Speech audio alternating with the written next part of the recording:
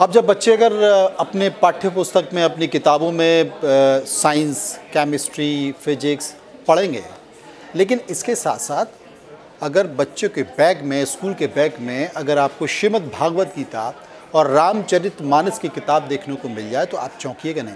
नमस्कार, मैं हूं मनोज मनु, आप देख रहे हैं इंडिया न्यूज़। एक बड़ी खबर, नई शिक्षा नीति लागू हो चुकी है।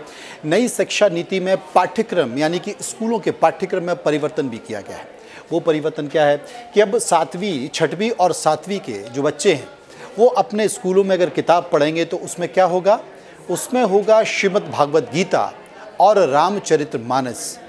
इनको भी पढ़ाया जाएगा और इसे बाकायदा पाठ्यक्रम में शामिल कर लिया गया है नई शिक्षा नीति के तहत, क्योंकि लंबे समय से इसे लेकर मांग चल रही थी। मांग इस बात को भी ले रही थी, हालांकि आरएसएस और संघ का दबाव भी शिक्षा मंत्रालय पर हमेशा रहा है जब जब बीजेपी की सरकारें बनी हैं, लेकिन नई शिक्षा नीति में इसे शामिल किया गया है।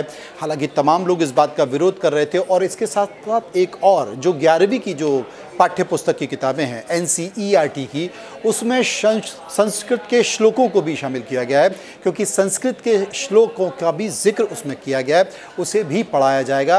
अब आने वाले समय में देखना होगा, ये जानकारी कहीं और नहीं बल्कि संसद में जो शिक्षा राज्य मंत्री हैं अन्नपूर्णा देवी, उन्होंने ये जानकारी दी है। लेकिन आने वाले समय में देखना होगा कि कम्युनिस्ट और दूसरी विपक्षी पार्टियों से जुड़े हुए लोग नई शिक्षा नीति, रामचरितमानस और श्रीमद् भागवत गीता और श्लोकों को पढ़ाए जाने पर किस तरह की प्रतिक्रिया देखते हैं। आप देखते रहिए इंडिया न्यूज़। नमस्कार।